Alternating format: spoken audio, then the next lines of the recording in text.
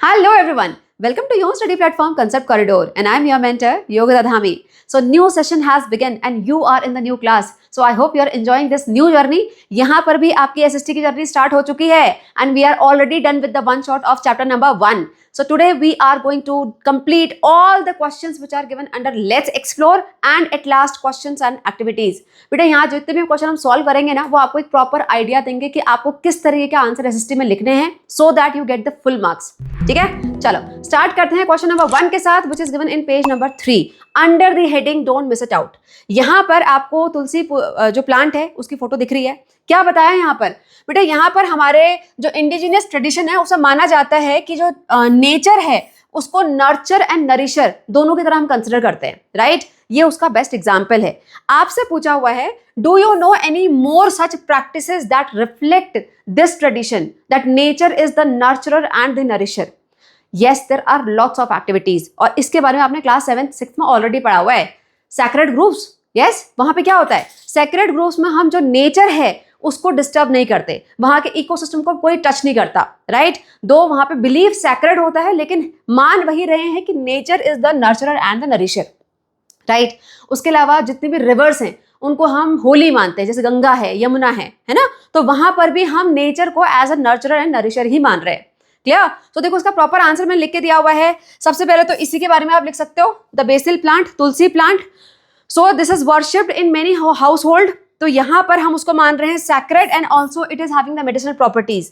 इसके बाद sacred groups are protected by the tribals and the village communities. जहां पर जो नेचर है उसको हम डिस्टर्ब नहीं करते, वहां कोई ट्री कटिंग नहीं होती है ना. नेक्स्ट, ऑफरिंग अर्घ्यम, जो हम सूर्य को अर्घ देते हैं. आपने देखा होगा कई सारे लोग जो हैं कई सारे रिलीजन्स में या कस्टम्स में सुबह सुबह उठ के सूरज को ऐसे पानी देते हैं, है ना, सन की तरफ. सो उसको अर्घ देना बोलते हैं. So that is also what we are doing. We are showing the respect towards the nurturer, right? Sun is itself a nurturer for us. Many rivers like Ganga and Yamuna are also worshipped as goddess. So again, nature and the nurturer. Clear? Chalo. Moving ahead, next question given in page number 3. Take a pause, look at yourself and the things around you. What is the origin of each of them? बेटा अपने आसपास अगर आप चीजों को देखोगे ना तो आपको अल्टीमेटली सोचोगे तो पता पड़ेगा कि वो कहीं ना कहीं नेचर से ही उनका रिलेशन है. यहाँ पे एग्जाम्पल भी दिया हुआ है, even the plastic button on your shirt. आप सोचोगे प्लास्टिक का नेचर से क्या मतलब है? बेटा यहाँ पे जो प्लास्टिक बटन में केमिकल्स यूज होते हैं वो कहीं ना कहीं हमको नेचुरल प्रोडक्ट से ही मिल रहे हैं, नेचुरल रिसोर्स से, that is petroleum. Yes, petroleum की जब रिफाइनिंग होती है तो कई सारे प्रोडक्ट मिलते हैं. एलपीजी मिलता है, पेट्रोल मिलता है, केरोसिन मिलता है. तो उन्हीं में से एक प्रोडक्ट होता है बिटमिन. सो बिटमिन में जो केमिकल होते हैं उससे ये प्लास्टिक बटन बनता है. सो अगेन नेचर, है ना. देखो मैंने प्रॉपर आंसर लिख के दिया हुआ है. कॉटन शर्ट आप देख लो तो कॉटन प्लांट के लिए चाहिए soil, water, sunlight, so natural resources. Plastic button petroleum से मिलता है जो कि फॉसिल फ्यूल है, नेचुरल रिसोर्स. वुडन डेस्क जो कि ट्रीज से मिलता है, ट्रीज फॉरेस्ट में होते हैं, natural resource. Metal pen metal से बनता है, metals means iron basically, so minerals, है ना, और minerals again natural resource. Rubber eraser, rubber tree, forest. So this way you can get a proper 2 marks answer. Clear? चलो next question है page number 4 पे दिया हुआ है क्वेश्चन.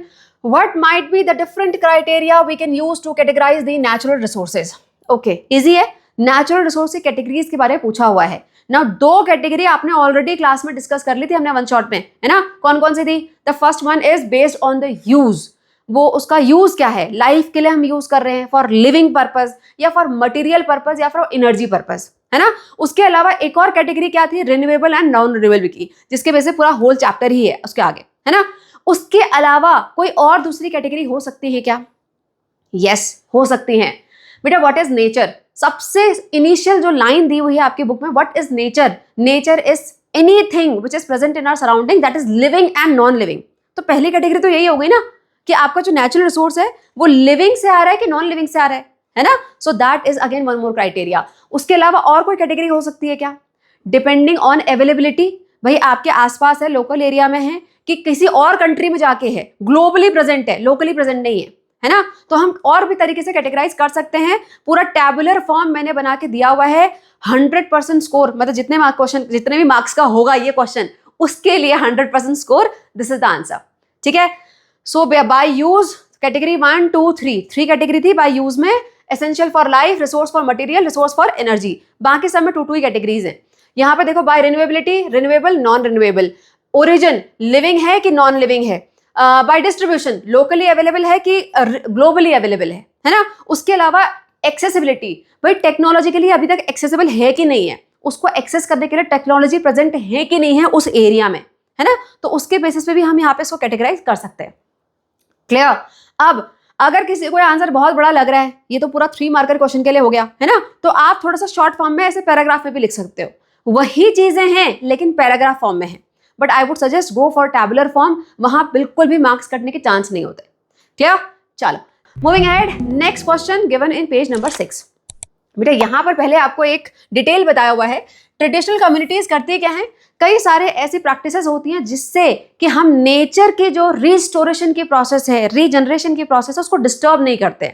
यहाँ पर एग्जाम्पल दिया हुआ है, जो फिशिंग होती है वो स्पॉनिंग सीजन में यानी एग लेइंग सीजन में बंद हो कर देते हैं लोग, कम्युनिटीज बंद कर देती हैं, जिससे कि फिश की पॉपुलेशन पे ज्यादा फर्क न पड़े, है ना।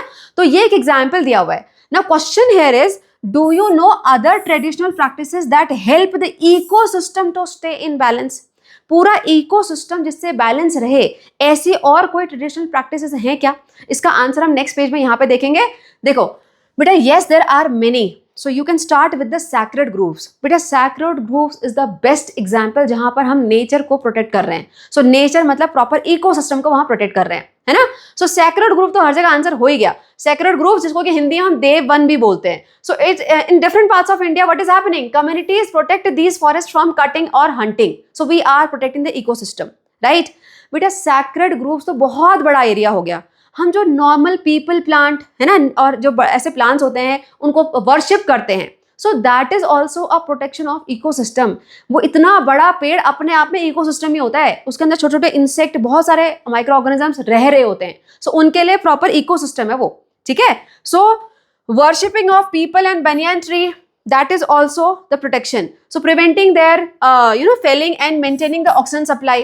इसके अलावा बेटा कुल irrigation system in Himachal Pradesh, this is the best example जहां पर हम इको सिस्टम पर ज्यादा लोड नहीं दे रहे हैं। यहां पर करते क्या है, यहां पर ट्रेडिशनली जो वाटर इरिगेशन होता है उसको शेयर किया जाता है। कम्युनिटीज आके खुद ऐसे छोटे छोटे कैनाल बनाती हैं, जो भी वहाँ वाटर फ्लो कर रहा होता है उसी को डाइवर्ट करके अपने अपने जो लैंड होता है जहाँ पे क्रॉप उन्होंने लगाई होती है वहां तक वो खुद लेके आते हैं, right. So they are not drawing the underground water, they are not putting the load, बस वो जो स्लोप है माउंटेन का उसका यूज करके वो इरिगेशन सिस्टम को फैला रहे हैं, right. So this is what they are doing, they are protecting the ecosystem. इसके अलावा देखो यहाँ पर jhum cultivation system in North East, ये नाम झुम कल्टीवेशन सिस्टम नॉर्थ ईस्ट में ज्यादातर यूज होता है, ये लिया जाता है नाम। इस सिस्टम के अंदर में क्या होता है, इस सिस्टम के अंदर में एक बार क्रॉप लगाने के बाद कुछ दिनों के लिए लैंड को खाली छोड़ देते हैं, इसको बोला जाता है keeping the land fallow, right. इससे होगा क्या, जब भी क्रॉप लगाएंगे तो ऑब्वियसली न्यूट्रिएंट्स यूज हो जाते हैं सॉइल के, लेकिन अगर हम कुछ टाइम के लिए लैंड को फिर छोड़ देंगे तो जितने भी न्यूट्रिएंट लॉस्ट हुए होंगे या यूज हुए होंगे वो दोबारा से रिप्लेनिश हो जाते हैं, ठीक है। So again this is one of the community practice which is helping the ecosystem to regenerate, to replenish. Clear. चलो, सो ये आंसर आप इनमें से कोई भी 2 या 3 लिख सकते हो, डिपेंडिंग कितने मार्क्स का आपका क्वेश्चन बन रहा है। अगर 2 मार्क्स का है तो 2 विल बी इनफ, अगर 3 मार्क्स का है तो 3 विल बी इनफ। क्लियर। चलो moving ahead, the next question given in page number 7। यहाँ पे क्या बताया हुआ है, identify human actions in your surroundings that result in nature losing her ability to restore and regenerate. बेटा पूरा चैप्टर ही इसके बेसिस पे था, जो हमने वन शॉट कवर किया था उसमें आपने देखा था हमने कितने सारे केस पढ़े थे जहां पर हमने नेचर को इतना ज्यादा एक्सप्लॉइट कर दिया था कि जो उसकी रीस्टोरेशन और रीजनरेशन की का मेन प्रिंसिपल है वही पूरा डिस्टर्ब हो गया था, है ना। तो उन्हीं में से आप कुछ यहाँ पर पॉइंट अपने आप लिख सकते हो। But still I have given you the answer proper. देखो excessive use of ground water, Punjab वाला केस पढ़ा था। उसके अलावा ओवर यूज ऑफ फर्टिलाइजर, जिससे कि जो लैंड होता है पूरा बंजर हो जाता है। उसके अलावा burning of crop that is paddy straw, ये आपके बुक में नहीं था लेकिन आपने पक्का सुना होगा। ये जो पंजाब हरियाणा वाला एरिया है, जब भी यहाँ पे क्रॉप हार्वेस्ट हो जाती है उसके अंदर जो बचे हुए स्ट्रॉज होते हैं ना उनको ये लोग जला देते हैं। उससे होता क्या है, too much of air pollution, आसपास के पूरे एरिया में दिल्ली में बहुत ज्यादा एयर पॉल्यूशन होता है। So this is again we are disturbing the restoration property. Yes. और देखो कटिंग ऑफ ट्रीज हो गया, throwing sewage and industrial. Sewage क्या होता है? सूवेज क्या होता है? The waste water that comes out of our house, है ना, जो हम यूज करते हैं पानी, जो वेस्ट वाटर होता है उसको सूवेज बोलते हैं। सो जो सूवेज है, इंडस्ट्रियल वेस्ट है, उसको हम डायरेक्ट वाटर बॉडी में जाकर डिस्चार्ज कर देते हैं। So again we are disturbing the regeneration restoration property. इसके अलावा mixing the biodegradable and non biodegradable waste, this is done in almost each and every house. ये तो बेसिक है बेटा, जहां पर हम जो बायोडिग्रेडेबल वेस्ट है यानी फूड वाला वेस्ट है और जो प्लास्टिक वाला वेस्ट है उसको मिक्स करके हम बाहर दे देते हैं, है ना। सो यहाँ पर भी हम नेचर को डिस्टर्ब ही कर रहे हैं। क्लियर? ये क्वेश्चन इतने पे खत्म नहीं होता, यहाँ पे एक और पार्ट है। What type of interventions can be undertaken to restore the nature. अब ये सब अगर काम हो रहा है तो हम इसमें क्या ऐसा कर सकते हैं जिससे कि दोबारा से नेचर अपने बेसिक प्रिंसिपल पे चली जाए, रिस्टोरेशन के और रीजनरेशन के। तो क्या कर सकते हैं भाई? देखो excessive use of ground water है तो हम यहाँ पे क्या करें भाई? Regulating borewell digging, promoting that drip irrigation. जो गवर्नमेंट है वो रेगुलेशन ऐसे लेके आए कि हर कोई बोरवेल डिगिंग नहीं कर सकता, जो इरिगेशन सिस्टम है उसको मॉडिफाई करके ड्रिप इरिगेशन तक लाया जाए। आजकल बेटा इरिगेशन के नए सिस्टम आ गए हैं, ड्रिप इरिगेशन, स्प्रिंकलर इरिगेशन, है ना। इसमें काफी पानी सेव हो सकता है अगर हम इन सिस्टम पे जाएं। तो वो इरिगेशन सिस्टम लेके आना चाहिए जिससे कि हम ग्राउंड वाटर को ज्यादा ना एक्सप्लॉइट करें। Clear? Over use of fertiliser लिखा हुआ है तो आप मेन्योर में आ जाओ, है ना, ऑर्गेनिक फर्टिलाइजर्स में आ जाओ। इसके अलावा आप पानी बचाने के लिए रेन वाटर हार्वेस्टिंग कर सकते हो, regeneration of pond and tanks कर सकते हो। क्लियर? नेक्स्ट इज यहाँ पर देखो आप क्योंकि कटिंग ऑफ ट्रीज कर रहे हो तो आप planting native tree species and in the deforested area. अगर कटिंग ऑफ ट्रीज हो रही है तो उसी स्पीड से प्लांटिंग ऑफ ट्रीज भी होनी चाहिए। और देखिए यहाँ पर थ्रोइंग ऑफ सीवेज है, थ्रोइंग ऑफ डिस्चार्ज वाटर है तो हमको वेस्ट वाटर ट्रीटमेंट प्लांट लगाने चाहिए। Clear? So this way we can always intervene to restore the nature cycle. Clear? Full proper ये सारे points लिखने की जरूरत नहीं है, just write 3 or 4 points and that will be enough. 3 or 4 points from both the boxes. ठीक है? Now depending on कितने मार्क्स का आपका क्वेश्चन आता है अपने आप पॉइंट्स को कम या ज्यादा कर सकते हो। Clear? चलो next question given in page number 8 क्या दिया हुआ है? Take up a small research study to assess the type of renewable resources in your region. बेटा आपके एरिया में कौन कौन से रिन्यूएबल रिसोर्सेज हैं? अब देखो रिन्यूएबल रिसोर्सेज सनलाइट है, वाटर है, विंड है, फॉरेस्ट है, प्लांट्स है, बेसिकली हर जगह मिलते ही हैं। तो हम इन्हीं बेसिक चीजों से स्टार्ट करेंगे। ठीक है? Further what has been the change in their status over the period of time. तो आप बेटा ये एक ही क्वेश्चन नहीं है, ऐसा बहुत सारे क्वेश्चन भी हैं। सेकेंड पार्ट इज आपको बताना है कि क्या क्या चेंज हो चुका है उन रिन्यूएबल रिसोर्सेज में। उसके बाद next is what is the reason for the change and the fourth one is what may be done. So 4 points में प्रॉपर आपको आंसर देना है। ये प्रॉपर 5 मार्क्स का क्वेश्चन बन जाएगा यहाँ से। ठीक है? देखो सबसे पहले रिन्यूएबल रिसोर्सेज, अपने रीजन का नाम लिख सकते हो यहाँ पर, राइट। वाटर कहाँ से है? रिवर से मिल रहा है, लेक से, पॉन्ड से। अगर उनका कोई पर्टिकुलर नेम है, मान लो आप गंगा रिवर के पास रहते हो तो गंगा रिवर लिख सकते हो, है ना, तो आप नाम लिख सकते हो। फॉरेस्ट, अगर आपके आसपास कोई बड़ा फॉरेस्ट है जिसका पर्टिकुलर नाम है, so write down that. Solar energy, wind energy, everywhere is it. Hydro power, अगर आपके आसपास कोई डैम है, हाइड्रो पावर प्लांट है तो आप उसका नाम भी लिख सकते हो। ठीक है? So this are the basic one. अब now what is the change? बेटे क्या चेंज हुआ है over the period of time? Forest cover कम हो गया होगा आपने पक्का, अगर बहुत फॉरेस्ट वाले एरिया में रहते तो वहां पे फॉरेस्ट फायर भी हो जाता है, तो वो भी आप मेंशन कर सकते हो। उसके अलावा वाटर क्वालिटी हमेशा डिक्रीज ही होती है ना, तो अगर आपके आसपास रिवर है तो वो पॉल्यूट हो चुकी होगी, गंदगी उसमें दिख जाती है। So you can mention all this. Clear? Now what is the reason? Reason क्या है इन चीजों का? The basic reason is increase in population, है ना। ये एक ऐसा रीजन है बेटा, आप कहीं भी इसको लिख के आओगे वो सही ही होगा अगर आप डिग्रेडेशन की बात कर रहे हो। ठीक है? So population growth, increasing demand for the land and fuel. उसके अलावा lack of the alternative energy resources.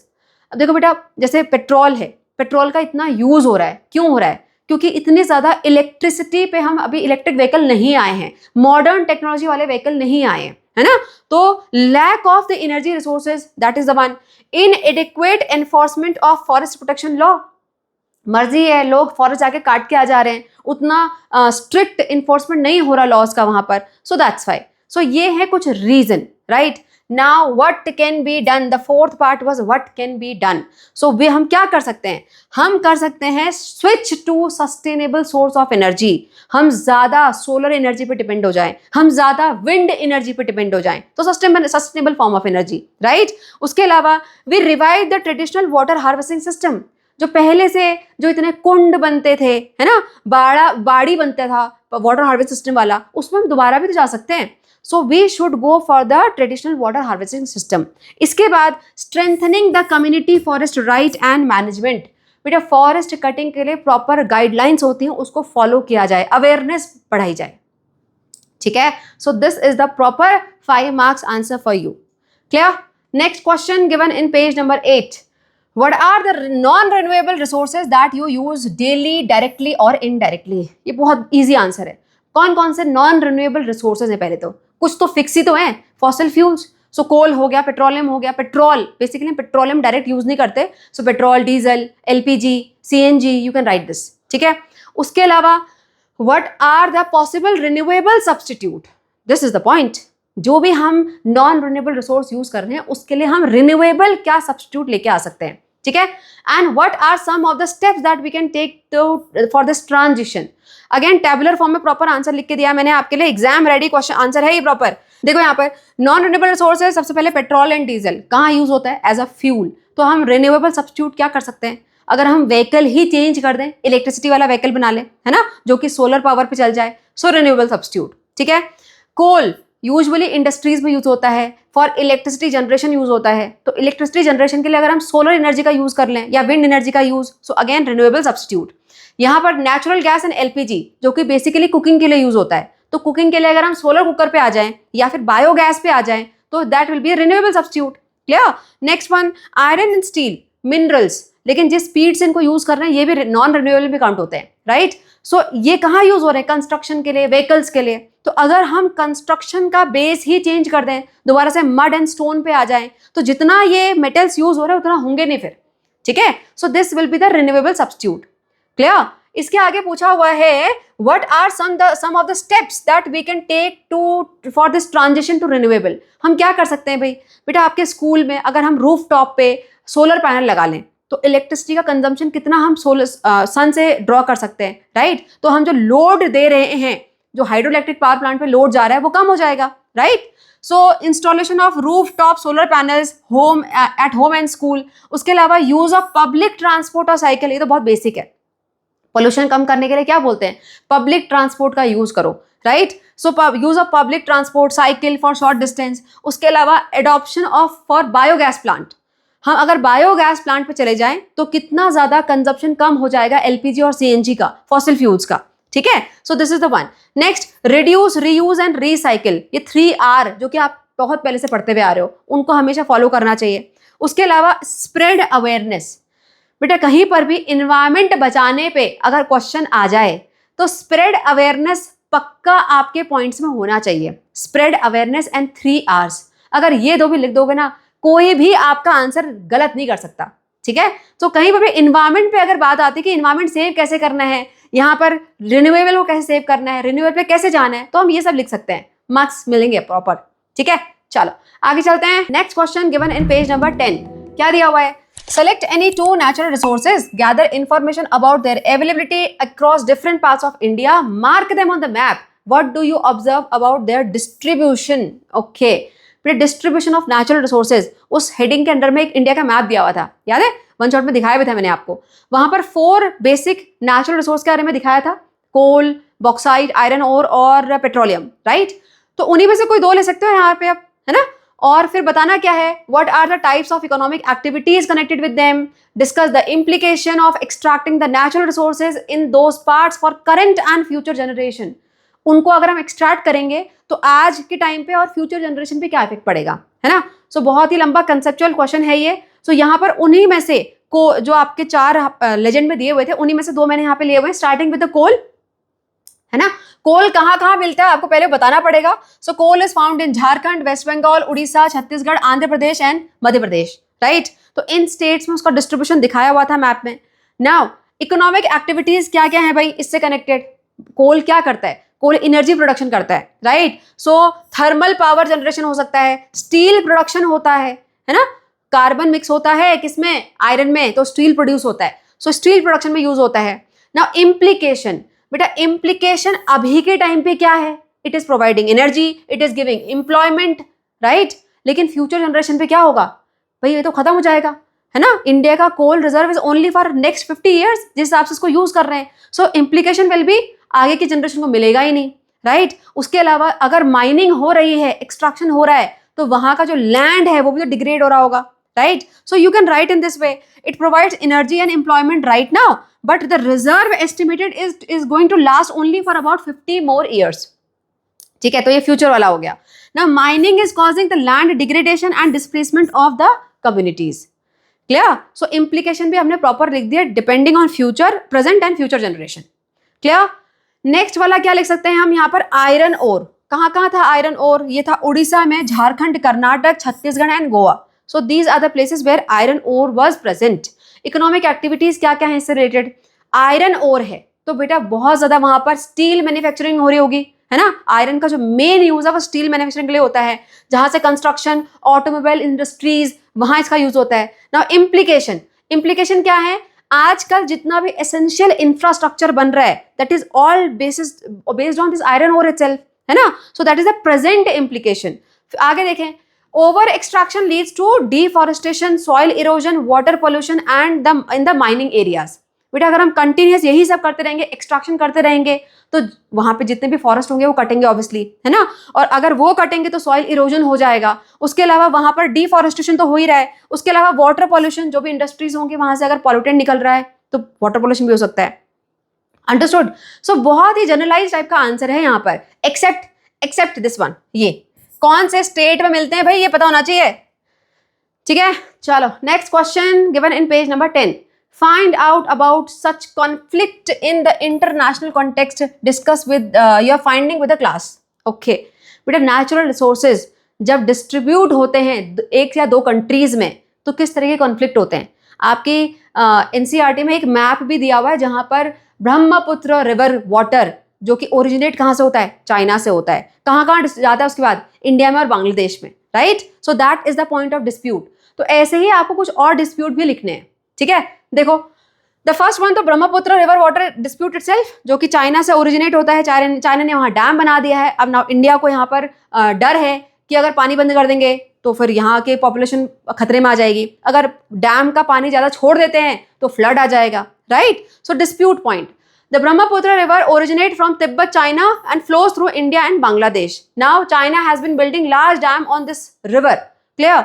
Now, India fears that these dams may reduce water flow, cause sudden flooding also, right? So this is the point of dispute. बेटा सिर्फ Brahmaputra river water नहीं है, Indus river भी तो है जो कि India और पाकिस्तान के बीच में शेयर होती है, right. So that is again a point of dispute. यहाँ पर the Indus river flows through both India and Pakistan. After independence in 1947 both countries needed the same river water, क्योंकि वो दोनों जगह फ्लो हो रही है, दोनों को पानी चाहिए। लेकिन अगेन डिस्प्यूट है यहाँ पर, कोई कंट्री डैम बना दे रही है ना, तो दूसरी कंट्री को फिर डर हो जाता है कि हमारे लिए पानी बंद कर देंगे, ठीक है। ऐसे ही एक टिस्टा रिवर भी है जो कि बांग्लादेश और इंडिया के बीच में डिस्ट्रीब्यूशन होता है इसका, ठीक है। So all reverse, so you can right any two out of these, ठीक है। ये ब्रह्मपुत्र वाला पक्का याद कर लेना, ये आपके एनसीईआरटी में मैप में दिया भी हुआ है, क्लियर। चलो next one, page number 11, question, what do you think are the different inputs required to enable the use of natural resources available in different geographical area? बेटा ये क्वेश्चन आई थिंक उसके बाद दिया हुआ है, the paradox of plenty, the natural resource curse, है ना। कई सारी कंट्रीज ऐसी है जहां पे बहुत सारा नेचुरल रिसोर्स है लेकिन तब भी उनके पास उतनी इकोनॉमी नहीं है क्योंकि उसको एक्सट्रैक्ट नहीं कर पा रहे। तो उसी कंटेक्स्ट में पूछा हुआ है कि क्या क्या ऐसे इनपुट होने चाहिए किसी भी कंट्री के पास to extract the natural resource. क्या होने चाहिए बताओ, प्रॉपर फ्लो बताया था मैंने आपको। सबसे पहले नॉलेज, उस लेवल की नॉलेज होनी चाहिए, उसके बाद उस लेवल की गवर्नेंस होनी चाहिए जो कि उस नॉलेज को यूज कर सके, उसके बाद पैसा होना चाहिए, तभी तो मशीन्स आएंगी, टेक्नोलॉजीज आएंगी, है ना। सो you can start your answer in proper flow. भाई टेक्नोलॉजी होनी चाहिए, machinery for mining processing, human skill इतनी अच्छी होनी चाहिए कि उस मशीनरी को यूज कर सके, उसके बाद पैसे होने चाहिए जिससे कि वो बिल्ड कर सके उस मशीनरी को, उसके बाद ऐसा इंफ्रास्ट्रक्चर होना चाहिए, रोड्स होनी चाहिए, उसके बाद रेलवे पोर्ट्स होने चाहिए जिससे कि ट्रांसपोर्ट हो सके, राइट। देन उसके बाद एनर्जी होनी चाहिए बेटा, किसी भी माइनिंग के प्रोसेस के लिए, किसी भी इस तरह के एक्सट्रैक्शन के लिए दूसरे टाइप की एनर्जी यूज होती है, इलेक्ट्रिसिटी यूज होती है, right. So proper electricity fuel होना चाहिए, गुड गवर्नेंस होनी चाहिए जिससे कि वो पॉलिसी बना सके। उसके बाद एजुकेशनल एंड रिसर्च होनी चाहिए कि यहाँ पर भाई हम जो माइनिंग कर रहे हैं उसके उसके क्या आफ्टर इफेक्ट होंगे, काउंटर इफेक्ट होंगे, सब कुछ पहले पता होना चाहिए। इसके बाद उनके पास डोमेस्टिक एंड इंटरनेशनल मार्केट होना चाहिए।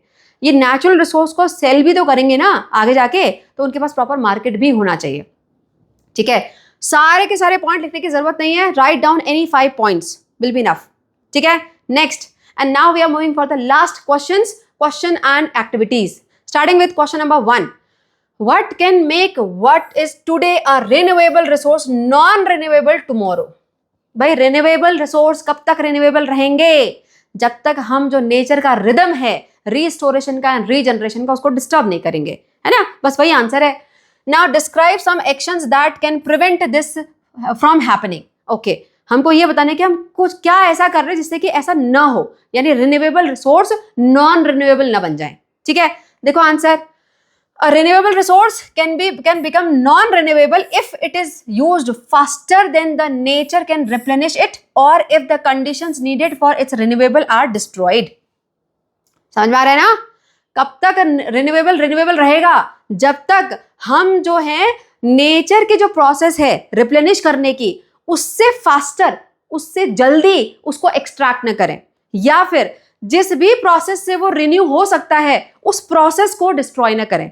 बट इसका बेस्ट एग्जांपल क्या है? सेकंड वाली लाइन का, ग्लेशियर्स, है ना। ग्लेशियर मेल्ट होकर रिवर में पानी देते हैं, सो that is a river water is a renewable resource. लेकिन अगर ग्लेशियर ही खत्म कर दें हम बिकॉज ऑफ ग्लोबल वार्मिंग, तो क्या हो रहा है? जो सोर्स है उसको हम डिस्ट्रॉय कर रहे हैं।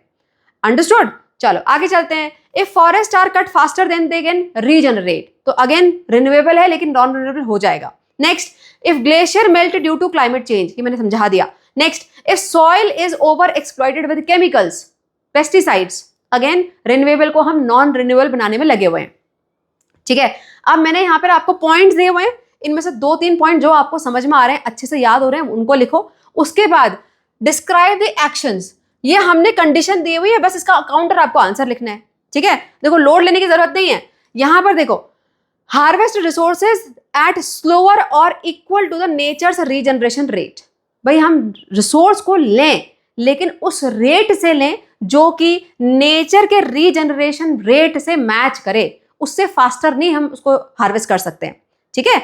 Next, protecting the glaciers and forest by reducing the green house gas emission, हम CO2 पॉल्यूशन जो हो रहा है उसको कम करें, right. Next, practice the sustainable farming, हम पेस्टिसाइड ज्यादा नहीं यूज करें, हम नेचुरल फर्टिलाइजर मिन्योर को यूज करें। Next, regulate fishing to avoid harvesting during the spawning season, ये आपने अभी पढ़ा था, है ना, तो इसको भी हम यहाँ पे यूज कर सकते हैं, इस पॉइंट को यूज कर सकते हैं। Next, enforcing the environment laws, educating communities, देखो फिर से आ गया, educate communities, spread awareness, always there, ठीक है। चलो next, name 5 ecosystem functions that serve humans. So basically ecosystem services जो हमने पढ़ा था उसके बारे में क्वेश्चन है, राइट। क्या होता है इकोसिस्टम सर्विसेज? नेचर में होने वाला कोई भी ऐसा काम जिससे हमें फायदा हो रहा हो, तो हमारे लिए वो नेचर की सर्विस है ना। नेचर से हमें ऑक्सीजन मिल रहा है, that is a nature service. हमें बिल्कुल प्यूरिफाइड वाटर मिल रहा है, अंडरग्राउंड वाटर, नेचर सर्विस, ठीक है। तो ऐसी 5 आपको लिखने हैं, तो आप यहाँ पे कुछ भी लिख सकते हो, मैंने प्रॉपर आपको लिख के दिया हुआ है। If you like it, if you can remember this, go for it, ठीक है। Oxygen production, nature service. Water filtration, forest and wetland naturally filter and purify the water, nature service. Soil formation and fertility maintenance, है ना बेटा, soil form होता है, हम नहीं form कर रहे हैं, नेचर अपने आप सॉइल फॉर्म करता है, सो नेचर सर्विस, ठीक है। पॉलिनेशन, प्लांट्स में जब फर्टिलाइजेशन होना होता है तो जो पॉलन्स होते हैं वो एक जगह से दूसरे प्लांट पे कैसे पहुंचते हैं? By nature, right, by insect, by honey bees, by butterflies. सो ये नेचर का अपने आप में नेचर काम कर रहा है ये, ठीक है। सो बीज, butterflies and other insect pollinate crops enabling the food production, तो हमें फूड मिल रहा है, नेचर सर्विस मिल रही है, ठीक है। फ्लड एंड इरोजन कंट्रोल, जहां पर भी फॉरेस्ट होगा वहां पे उतना ज्यादा इरोजन नहीं होगा, फ्लड जल्दी नहीं आएगा, so again nature services, understood. चलो चलते हैं आगे, question number 3, what are renewable resources, how are they different from non renewable ones. जिसने वन शॉट देखा है प्रॉपर इसका आंसर मैंने वहां बता रखा है डिफरेंशिएशन फॉर्म में, है ना, उसी को हम देखेंगे यहाँ पर। What can people do to ensure that renewable resources continue to be available? Give two examples. ये सेम जो फर्स्ट क्वेश्चन हमने पढ़ा था सेम वही तो है ये, है ना। चलो फिर भी आंसर देख लेते हैं। सो रिन्यूएबल एंड नॉन रिन्यूएबल, है ना। Renewable resources which can regenerate or restore within a short span of time. यहाँ पर क्या है, it takes millions of year, it means they cannot be replenished at the rate of use. Example आप दो यहाँ पर लिख सकते हो, ठीक है। सेकेंड पार्ट में आते हैं, What can people do to ensure? तो इसके लिए आंसर यहां पर है ये, What people can do, not over harvest, right? Match with the nature's rate of regeneration. Always match with the nature's rate of regeneration. उससे faster आप मत एक्सट्रैक्ट करो, ठीक है। That is a basic thing. Protect the condition needed for renewable. Condition को maintain करके चलो। मैंने ग्लेशियर वाला एग्जांपल दिया था, ग्लेशियर बचेंगे तो रिवर का पानी कभी नहीं खत्म होगा, है ना। तो वो कंडीशन को मेंटेन करके रखना है। Okay, now give example. ये रे एग्जांपल फर्स्ट वन, फॉरेस्ट के बारे में बता सकते हो आप। Communities can practice selective logging. Selective logging क्या होता है, सिर्फ मेच्योर ट्रीज को काटें, राइट, या फिर कोई एक पर्टिकुलर ट्री को काटें जिसका रीजनरेशन लेवल थोड़ा फास्ट है, राइट। तो इस तरीके से सेलेक्टिव लॉगिंग हो सकती है। Replanting the native species and protecting sacred grooves.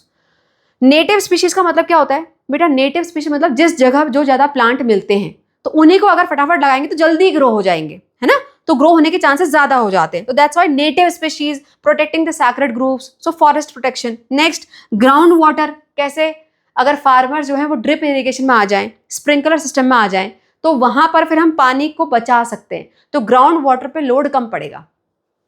Clear, चलो चलते हैं आगे। Next question, identify cultural practices in your home and neighbourhood that point two mindfulness in the use of natural resources. Okay बेटा, अपने घर में आप देखो बहुत सारी ऐसी चीजें हो रही होती हैं जहां पर हम नेचर को कहीं ना कहीं सेव कर रहे होते हैं। द बेस्ट एग्जाम्पल इज, पक्का आपके पेरेंट्स बताते होंगे खाना वेस्ट नहीं करना चाहिए, बोलते हैं ना, व्हाट इज दैट, हम फूड वेस्ट नहीं कर रहे हैं, we are showing the respect कि भाई किसी ने कितनी मेहनत करी उस खाने को बनाने के लिए, है ना। So that is one of the best example. उसके अलावा आपने देखा होगा अगर मान लो खाना बच भी गया तो उसको हम ऐसे ही वेस्ट नहीं होने देते, हम उसको एनिमल्स को फीड करवा देते हैं, right. So again we are showing the mindful use. Clear, देखो answer proper. So not wasting the food, उसके अलावा offering the left over food to the animals rather than wasting it. इसके अलावा fasting on certain days. ये fast वाला concept क्यों है, कहीं ना कहीं इसके पीछे जो बेसिक रीजन है कि भाई हम एक दिन का खाना छोड़ेंगे तो फूड कंजम्पशन रिड्यूस हो जाएगा, हम जो इनडायरेक्टली जो प्रेशर पड़ रहा है रिसोर्सेज पे उसको कम कर रहे हैं, नेचर की तरफ रेस्पेक्ट दिखाने के लिए, ठीक है। उसके अलावा reusing the container and cloth bag. आपने देखा होगा कई बार आपकी मम्मी लोगों के पास ना ऐसे पूरा बंडल पड़ा होगा, जो क्लॉथ बैग होते हैं या जो पुरानी पॉलिथीन्स होती है जो मार्केट से थे उनको भी सेव करके रखा जाता है, so that we can reuse them, right. So this we can do. Worshipping the tulsi plant, again the best example जहां पे हम प्लांट को सेव करके रख रहे हैं, उसकी मेडिसिनल वैल्यू को भी यूज कर रहे हैं। Next, using cow dung as a manure, है ना। सो काउ डंग भी यूज हो गया and we are not going for pesticides. Next, collecting the rain water harvesting system in टंकाज, इन कुंड्स, जो कि बहुत पहले से होता है। सो और culture, repairing the item rather than discarding. ये दादी के टाइम पे बहुत होता था, है ना, वो पुराने कपड़े सिल के उसको दोबारा फिट कर देते थे, लेकिन आजकल कपड़ा थोड़ा सा फटा फेंक दो, नया कपड़ा आ जाएगा। So we should not do this, we should reuse them. Clear, so again lots of point है, right any 5 particularly for your answer, ठीक है। Next question and the last one, what are some considerations to keep it in mind in the production of goods for our current use? Okay, बेटा अगर मान लो आप एक industry setup कर रहे हो तो इस चैप्टर को पढ़ने के बाद अगर आपको कोई भी प्रोडक्ट बनाना है तो आप क्या क्या चीजें ध्यान में रखोगे। ऑब्वियसली नेचर को ध्यान में रखना है ना भाई। जो हम प्रोडक्ट बना रहे हैं उसका जहां पे भी सेटअप होगा उसमें कौन सा नेचुरल रिसोर्स यूज होगा, रिन्यूएबल होगा कि नॉन रिन्यूएबल होगा। अगर रिन्यूएबल होगा तो उसका जुडिशियस यूज होगा कि नहीं होगा, उसमें से पॉल्यूशन कितना क्रिएट होगा, उस पॉल्यूशन को हम कैसे मिनिमाइज कर सकते हैं, उसका लोगों पे क्या इंपैक्ट पड़ेगा, ये सारी चीजें हमें सोचनी पड़ेंगी, राइट। देखो proper answer, first of all environmental impact, does the production process cause pollution. अगर पॉल्यूशन है तो air pollution, water pollution, soil pollution, हम कैसे उसको मिनिमाइज कर सकते हैं या फिर कैसे उसको ट्रीट कर सकते हैं। नेक्स्ट पॉइंट क्या होना चाहिए, जो हम रिसोर्स यूज करेंगे वो सस्टेनेबल है कि नहीं है, are the raw material use renewable और non renewable. Next, energy efficiency, can renewable energy be used in the production, हम क्या रिन्यूएबल पे स्विच कर सकते हैं एनर्जी के लिए, स्पेशली एनर्जी के लिए, तो ये हमारा पॉइंट है। कम्युनिटी इंपैक्ट क्या है, जो भी हम इंडस्ट्री लगा रहे हैं गुड्स बनाने के लिए, उसके लिए क्या हमें किसी पूरी कम्युनिटी को डिस्प्लेस करना तो नहीं पड़ रहा, उनकी लाइवलीहुड पे क्या इतना इफेक्ट पड़ रहा है, this we have to consider. Next, product जो बन रहा है उसकी लाइफ साइकिल कैसी है, वो बायोडिग्रेडेबल है नहीं है, कितना लंबा यूज है। नेक्स्ट, कि जो कंसेप्ट है लास्ट में लोक संग्रह का, जो कि भगवत गीता में भी दिया हुआ है, आपके लास्ट लाइन है ये चैप्टर की, है ना, उसमें क्या बताया हुआ है, लोक संग्रह में बताया कि आपको सिर्फ अपने नहीं, वेलबींग ऑफ ऑल के लिए सोचना है। तो हमारा जो ये प्रोडक्शन हो रहा है भाई, इसमें हम वेलबींग ऑफ ऑल की बात लेके चल रहे हैं कि नहीं। Clear? Again lots of points, write down 5 और 6 according to your own concept which you are clear with. ठीक है, चलो, so we with this we are done with all questions. I hope you are able to understand. लेकिन अभी भी कोई doubt रह गया है इस चैप्टर में, do comment, I will revert back. ठीक है, चलो, see you soon for the next chapter. Till then take care and bye bye.